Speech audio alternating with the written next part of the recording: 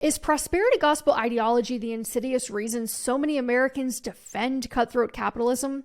Sure, there are a lot of economic and political things we can point to, but often our policy is shaped by widely held ideology, and American capitalism sure is unique when compared to the free markets elsewhere in the world. Making matters even weirder in the US is the strain of religious belief known as the prosperity gospel, preached by megachurch pastors sent to millionaires like Joel Osteen. If you haven't watched The Righteous Gemstones on HBO, put that on your weekend to-do list. It is a hilarious parody of this exact strain of bizarre American theology. This is a quote from Vox. The prosperity gospel is an umbrella term for a group of ideas popular among charismatic preachers in the evangelical tradition that equate Christian faith with material and particularly financial success. It has a long history in American culture with figures like Osteen and Jim and Tammy Faye Bakker, glamorous, flashily dressed televangelists whose Disneyland meets Bethlehem Christian theme park, Heritage USA, was once the third most visited site in America.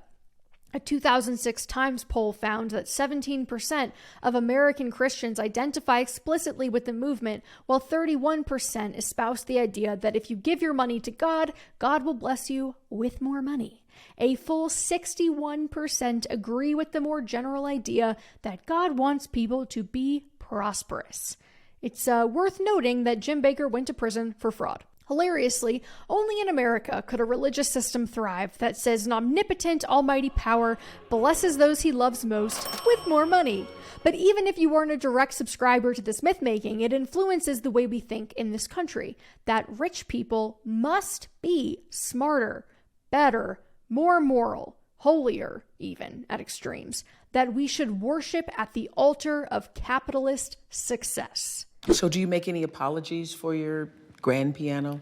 I really don't, Oprah. We just feel like this is God's blessings. But the prosperity gospel's roots don't come from the Bible. After all, I learned in my 12 years of daily religion classes in Catholic school that Jesus was basically a radical figure who had no money.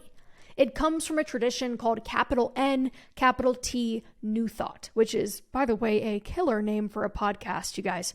Again, from Vox, a quote, "The upshot of New Thought was the quintessentially American idea that the individual was responsible for his or her own happiness, health, and situation in life, and that applying mental energy in the appropriate direction was sufficient to cure any ills." End quote. Now, I'm not going to say that taking responsibility for your own happiness and getting your mindset right is a bad thing, right? We've even recorded an episode all about shifting from the victim to the victor mindset. Obviously, individual responsibility, hard work, and taking matters into your own hands can be very powerful. But applying a layer of moral or righteous superiority causes issues for obvious reasons, because it confuses correlation with causation. But we tend to skip all that when we talk about someone like, say, Jeff Bezos, and we're more inclined to ask what his morning routine is than whether or not he feels weird that his workers have to pee in bottles. I Googled Jeff Bezos' morning routine and was served hundreds of thousands of variations on the same article that credits something called puttering around with Bezos' success, chock full of mind-blowing advice for success, like drink coffee and make pancakes and do things you love when you first wake up. But this prosperity gospel cause and effect belief system, whether we are consciously aware of it or not, is dangerous precisely because it is so intellectually lazy. It says someone must be more equipped, more qualified because they are very wealthy, that they must have needed those traits to become wealthy, and as a result, we should continue to trust them to make more decisions for the future. When we equate wealth with goodness, we are lining up for a greased-up sled ride down a very, very slippery slope.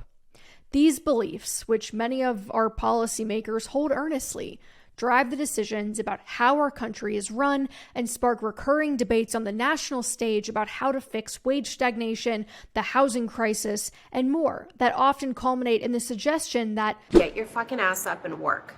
It seems like nobody wants to work these days.